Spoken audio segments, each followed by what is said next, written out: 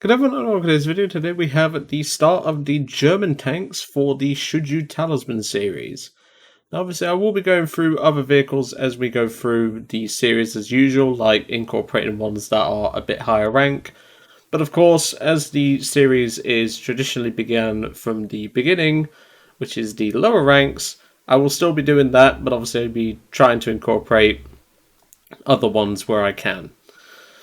So of course, if you've never watched this series before, in the description below there'll be a few timestamps where you can jump ahead to the hangar section overview, also known as the weaponry, armour and mobility of the vehicle, where we pretty much cover all of the armour, the weaponry itself and the shells and everything, and of course the mobility of the vehicle. You can also skip straight to the test drive where we'll take a look at how the vehicle handles and how the gun is, as well as the gun handling. And then of course we come back to the hangar to discuss the vehicle's competition at the tier, and finally, of course, the conclusion. So without further ado, let's get in and discuss the Panzer IV C. So this is a tank that has very good history with me, and for quite a few good reasons.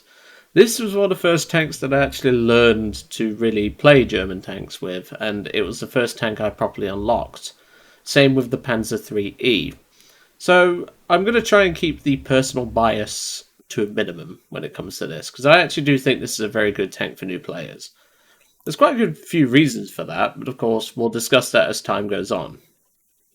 So, let's get into the weaponry, armour and mobility of the vehicle. Starting off with the armour, which admittedly is not one of the strongest points of this vehicle, but it's a low tier tank. What do you expect?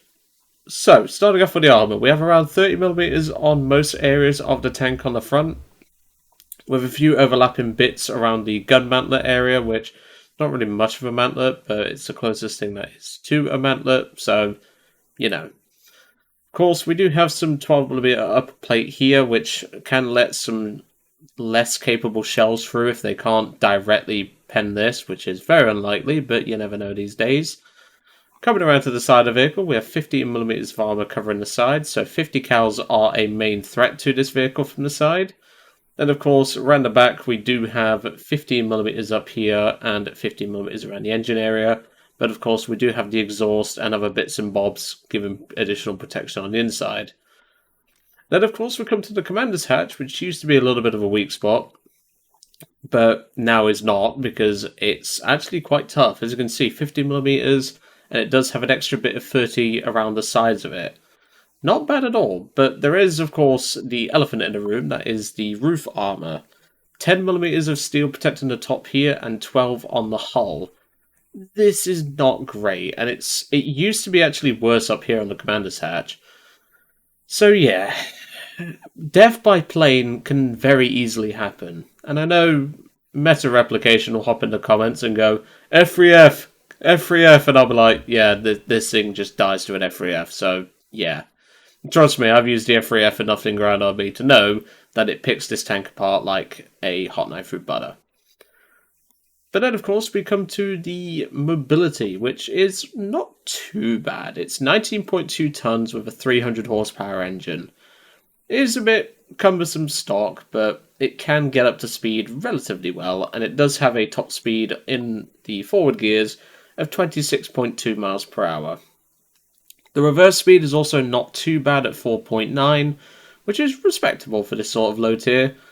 And to be honest, it's not the worst reverse gear we have to deal with, but it's pretty alright. It's above average, is what I would say. Then, of course, we come to the vehicle's main armament, which, of course, is the machine gun. I'm kidding, but this machine gun is actually really good for dealing with light vehicles. This is the MG34 machine gun. I'm going to be mentioning this machine gun a lot during this sort of series, so do be prepared for that. But yeah, this is going to be a funny one, because this is a fantastic machine gun. 13mm of pen at 10 meters, which you won't get, but the sheer rate of fire of this machine gun is absolutely bonkers. And if you don't need to use HE, which I still recommend carrying a couple of HE in this thing, this machine gun will just mow down any half-track and any light truck or whatever that you'll come across. Then, of course, we come to the main gun, which is the 75mm KWK-37. Of course, on my current crew, I don't have it experted or aced, So the reload is roughly 4 seconds, which for the caliber of the gun is actually pretty good. The turret traverse is a little bit slow, being 12.8, but it's not the slowest you're ever going to use, I can assure you that. But it is definitely something to think about. Gun elevation angles is -10, so you at least get 10 degrees of gun depression and 20 degrees of gun elevation, which is pretty useful. And can definitely come in handy if you want to try and, I don't know, snipe someone with a HE round from the spawn or something. You probably could do that with this gun, but I wouldn't advise doing that myself. Coming over to the shells, we of course do have a selection of shells to go through, and personally you're only going to need 2, maybe 3. And even then the third is an optional one, which I don't know why you would carry it, but you get my point. So we do have the K-Grot. I'm not even going to attempt to pronounce it properly because I'm not good with the old German, so yeah. I'm just going to call it the K-Grot Panzer round. That's probably butchering it for you German viewers, but well, you're asking a Brit to pronounce a German word. It's not happening. I did want to take GCSE German, but I didn't have the choice. So this is an APCBC round with around 52mm of pen at 10 meters. Average penetration is going to be around 48mm of penetration. And as you can see, the explosive filler is extremely high, 102.4 grams of TNT equivalent. If you pen a tank with this round, that tank is dead. There's no question about it. It is very unlikely that a tank will survive a penetrating hit from this round. But of course, for those tougher tanks that we might run across, we're going to need a little bit more pen. But don't worry, this tank has you covered. The HLGR-38B round is a high explosive anti-tank round. We have covered heat briefly, I think, if memory serves it. Or is this the first tank we've actually got in the series with heat? I'm going to have to go back and double check that. But this is a very capable round, 80mm of penetration on all flat armor at any range, and 872.1 grams of TNT. Now, of course, most of that is going to be in the jet, if that's the word I would use. And yeah, if you hit a light vehicle with this, you overpressure it hands down. That also means you do not need to carry any high explosive rounds. This is just a waste, and you have heat. It's pretty much the same muzzle velocity anyway. In fact, this is slightly lower. So just use the heat, and like I said, it functions as a high explosive round anyway, so make sure to use that. And finally, we do have the smoke shell, which you don't have to carry these, but I would carry a few. Because you do get smoke grenades with the vehicle, which are installed in the rear, which are in this little pod here. So make sure to consider that. Overall, though, you can definitely see why this vehicle has a good reputation among players for its versatility and its overall capability. But of course, all that's very well said and done. How does it do in the actual, test drive and everything? So, let's go take it out, and I'll see you shortly. And welcome to the test drive. So, let's get underway. So as you can see, the raw acceleration is not too bad. It's actually pretty generous. You'll see down in the bottom here, I'm carrying way too much ammo. Do not carry this much. I've driven this tank in years, so it's kind of understandable that of course I have that much ammo. But of course you can see that the turret traverse isn't too bad, but compared to some of the more meta tanks, it is a little bit slower. But let's see what happens if I pen that T-26 at an odd angle. As you can see, that explosive just messes up any vehicle that it penetrates. Of course, against something a little bit tougher, like that T-34, it's got no hope. But as I said, the APCBC is a very solid round. But as I also said, the heat round also functions for overpressure. So you can definitely make use of that. As I said though, the smoke grenades are in that little pod in the back, so they are something to consider if you want to use those smoke grenades. I still personally prefer having a few smoke shells on my vehicle. You can also see there about the explosive filler on the heat round. It's more for the jet, it's not for the the post penetration. But don't worry, you have the APCBC for that. Like I said though, this is a very nice vehicle to drive. It's pretty easy to drive. Can be a little bit cumbersome in the lower gears. So if I put it in neutral here, it can be a bit slow getting itself around, but it does get around rather well once it gets, shall we say, back into it. But it does take a bit of time, and it might take you a bit to get used to this vehicle's driving. But it shouldn't take you too long. This vehicle's very generous, as I've said. And, well, I'll just show you the machine gun. The rate of fire is insane for this vehicle. And you can just see how quickly it messes up that truck. It's incredibly good. But as I said, the suspension is a little bit spongy, so make sure to consider that going over rough terrain. Your gun will bounce up and down. You don't get a stabilizer, so make sure to utilize that. The main threats to this vehicle, ironically enough, is that T-26, well, vehicles with that similar gun, and yeah. All I'll say is if you can get the first shot off, you'll be alright, but if they get the first shot off, yeah, don't expect to be lasting very long. But as I said, this thing is a terror for a lot of low-tier vehicles to deal with.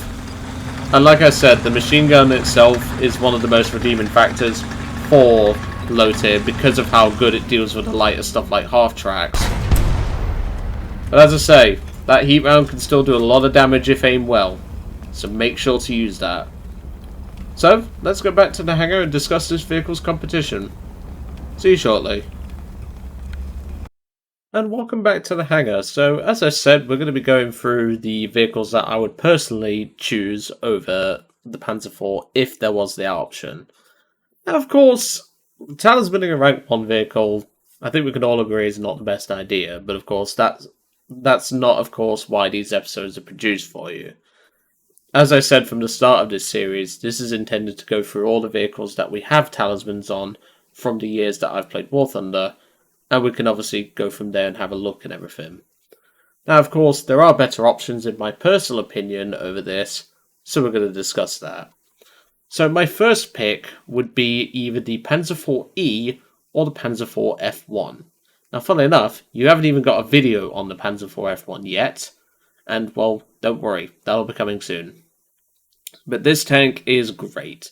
It has it's got 50mm of front armour, not 30. It's got the same gun, but it also gets a beefed up heat round. And, well, what more can I really say? If you want a little bit more effective armour, however, for the hull, you do have access to the Panzer IV E. It has a little bit of more armour around the sides and the front, but of course the turret does not change, so the turret is a bit of a weak spot in comparison to the hull. But again, you still get the same heat rounds and everything, and this tank is just as good as the F1, but of course it's all down to your personal preference. My only other real suggestion would be the SD KFC 222 armoured car.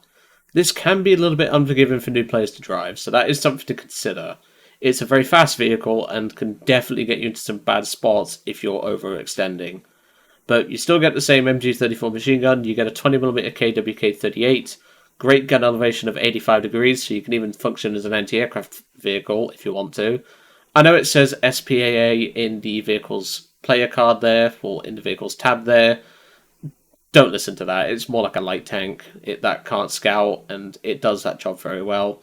If you are still unsure, I have covered the SDKFC 222 in a video before, where I reviewed it, so feel free to have a look at that. The problem is, though, there isn't really anything else to discuss in terms of this. I know some people are probably going to say the Panzerjäger, but that's very situational, and I don't think that's good for a new player. There's also probably someone screaming Stug in the comments, so I'm going to point out where I think the Stug falls short. The problem is that the Stug as a whole, you have a tank which has a fully traversable turret, better armor in places, and is arguably just better and more consistent in the form of the Panzer IV E or the F1. So that's why I'm leaving the Stug out. The Marder is one that could be an exception to that rule, but it's very easy to pick apart a Marder, especially if you know where the gunner sits, because it's quite obvious. And, well, you don't even have to get through the gun shield to take out the gunner on this thing. So you can pretty much just machine gun it before it gets its gun up, because of how slow the gun elevates. And, well, that'll be the end of you, is all I'll say. So that's my personal opinion on it. Coming over to the conclusion, though, if you really do want to talisman this thing, it is definitely a strong choice. It has a great lineup with great vehicles to back it up. Great cast options as well, in the form of the HS-123 and the Ju-87B Stuka. You have excellent options in this vehicle, and trust me, you're going to have a lot of fun with this vehicle. Whilst it isn't the king that it used to be, because I used to have a lineup called the Clubbers, where I literally just used this as like the king of it all. Unfortunately, this vehicle has lost that crown to a couple of vehicles in the past, but I still think this is a very solid vehicle. Anyway, I'm going to go to it for today. Really hope you enjoyed seeing the Panzer IV C featured as part of this series. Next up in the series will be the Panzer 38T A. Excuse me. And personally, this is going to be a quite drastic change from the vehicle we've just covered. Anyway, I'm going to leave you all to it for today. Really hope you enjoyed seeing the Panzer 38T. Well, not Panzer 38T, because I've got it right in front of me. The Panzer IV C featured as part of this episode, and I will see you all on the next one.